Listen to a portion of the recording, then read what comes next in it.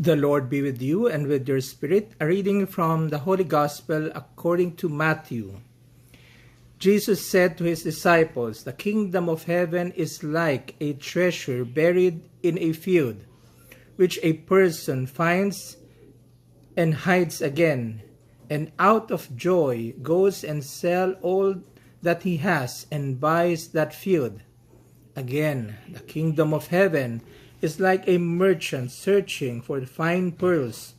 When he finds a pearl of great price, he goes and sells all that he has and buys it.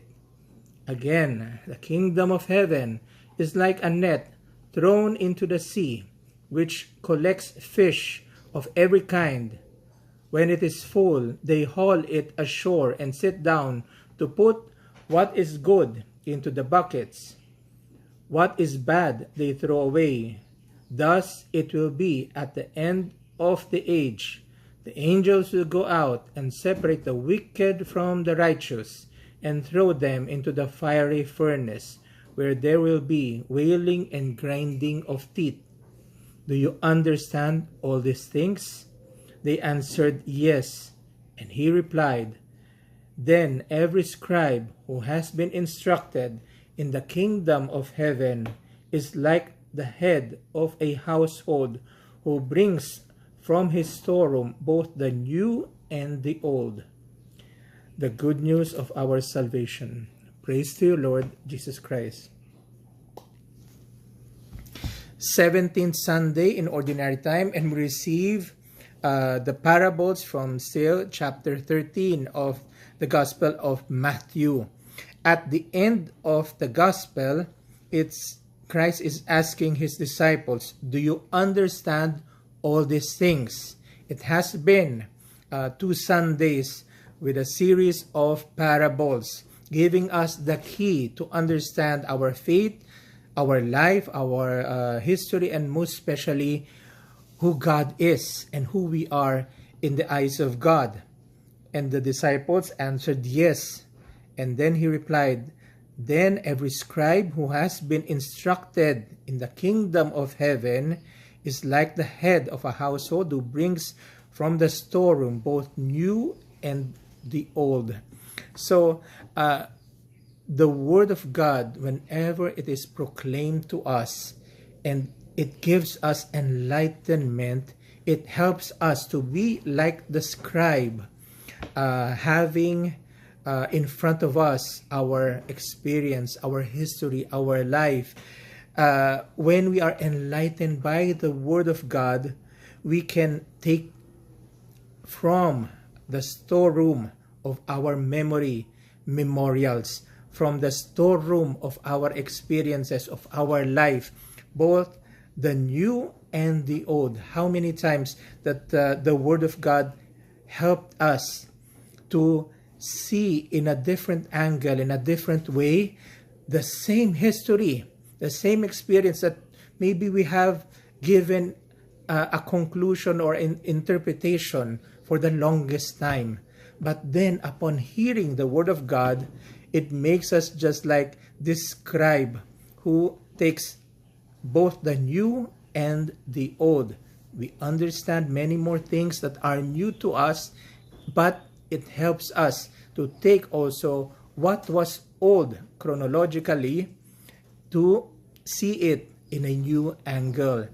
St. Augustine, in his book about the Confession, he says there, "Oh, how late I have loved you, O Lord, both ancient and new," both new and ancient. So his experience with God gave him the newness of life, to be able to live his life in a new sense, in a new perspective, in a new spirit, a new interpretation. That is what the gospel and the word of today and every Sunday, whenever it is proclaimed, helps us to live a new life. So here in the parable of the kingdom of heaven, in what it says here, is likened like a treasure buried in the field. And the kingdom of heaven is like a merchant searching for pearls. First of all, when we hear these parables of the precious pearl, of the hidden buried treasure, or the hidden treasure in the field, most of the time it speaks to us about renouncing and seeing the kingdom of God as the ultimate choice, as this treasure, as this precious pearl, wherein we are called to renounce everything, because what is most precious is to behold the kingdom of God. What is most important and most valuable for every Christian, for all of us, is to possess and to have this relationship with God, this the kingdom of God. And we have heard and we have received this word as it is given with this interpretation. But let us see the context of the whole of chapter 13. When it speaks about the sower that went out to sow, and the seeds have fallen into 4 different types of terrain, we see that the sower is God Himself, Jesus Christ, and the disciples, or the apostles and the preachers of the Word of God, which are the seeds that are sowed in the field, and we are the field. Then we have heard also a week after the Sunday, last Sunday, about the owner of the field, having sown good seed in his soil, and the enemy came and has sown bad seeds or evil seed. So in the context of these past 2 parables, it speaks about God being the sower, God being the one who is the owner of the field. So if we would continue in that context, here we can see that the person who finds the buried treasure in the field and hides it again goes out with joy and sell all that he has to purchase that field. We can say that this person is God Himself. And then the merchant who has been searching for pearls, and when he has found the pearl of a great price, the most valuable that he has found, he has sold all other pearls that he had, all other belongings that he had, just to have that pearl. The person, the merchant, is God. And so if we would see it in this point of view, that the field with the buried treasure is His church. We are this field. We are the pearl of great price, of great value. Yes, of course, the kingdom of heaven is the most valuable possession that one can have. If we should say that it is a possession to have and to be in a relationship with God. But the word and the gospel of today wants us to understand that for God, we are the treasure, we are the pearl, that He is willing to sell everything that He has, to give up everything, the most precious thing that He has, that He possesses, to be able to have the treasure, to be able to have the great pearl. God has given what is the most precious for Him, His only begotten Son,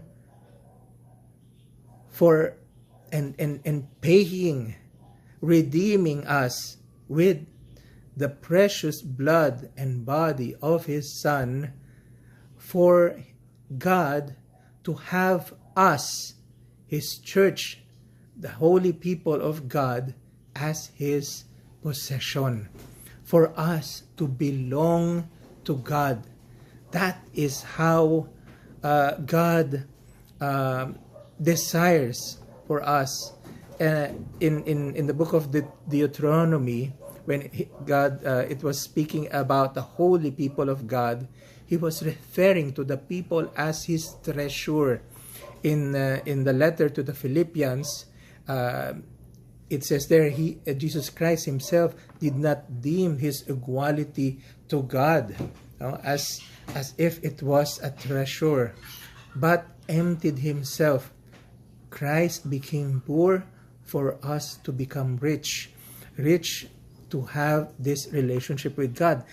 That's why I already began immediately with this meaning of the gospel. Yes, of course, many times we have heard this gospel and listened to it and thinking that it is our duty first to renounce everything to be able to acquire, to be able to purchase, to be able to possess and to have the kingdom of God. But the gospel, in its context, it is telling us first and foremost, it is the other way around. It is proclaiming to us God's love, God's longing, and God's great joy. Out of great joys, he goes out. Not because he was obliged to, not because of moralism, not because of anything else, but he of great joy. And when did we have heard also this great joy? There's great joy in heaven for one sinner who converts when the shepherd has found the lost sheep, leaving the 99, when the woman lost a dharma and has found that lost one with great joy, this joy of God to have us for him. So understand that like also in the book of Romans, in the second reading, St. Paul tells the community of Rome, we know that all things work for the good for those who love God, who are called according to his purpose. God wants you and me to belong to him. It is his great joy to see us joyful. It is his great joy to see us having communion and eternal life. And in the first reading, in the book of Kings, the young Solomon, after the death of David, had a dream at night. And in his dream, God asked him, ask something of me, and I will give it to you. Solomon answered, yes, Lord, I am so young. I don't know how to govern. I don't know. I am a mere youth, not knowing how to act as a king, as a shepherd for your people Israel. But then Solomon asked, ask whatever you want. But Solomon asked this, give your servant therefore an understanding heart to judge your people and to distinguish right from wrong. This prayer of Solomon, he did not ask for richness, for power, for glory, for victories from his enemies. He asked to have an understanding heart to judge the people and to distinguish and to discern right from wrong. The word understanding heart in English, in Hebrew, you would say lev shomeya. Lev meaning heart. Heart is not the seat of emotion, but it is the seat, the innermost internal of man, wherein the decision, the will, everything, the freedom, all of that is there. He said, instead of, he was asking for an understanding heart, but in Hebrew you would say lev shomeya. Shomeya, there's the word shema, meaning listen. Lev shomeya means a listening heart, a heart that hears, a heart that listens. He asked for a heart that listens, that knows how to listen to the voice of God.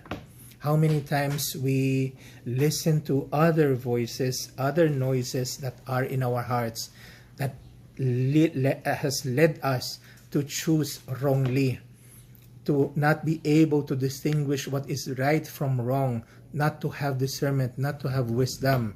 But what is important for the young King Solomon now is to have a heart that listens to God, a heart that has a profound, personal, intimate relationship with God.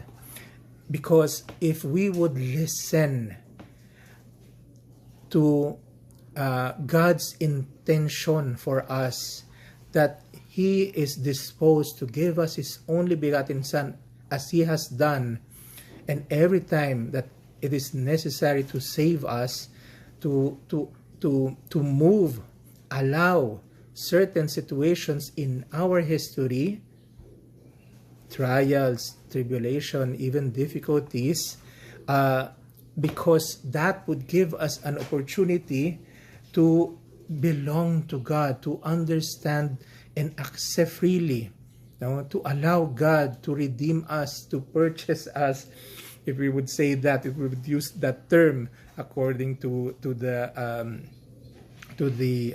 parables. So it is very beautiful if we only listen to how and who we are for God. That would really change our lives. That would really bring out both old and new, from both new and old. It would make us see, that's why things happen in my life, because God is trying to pursue, to purchase for me to belong to Him.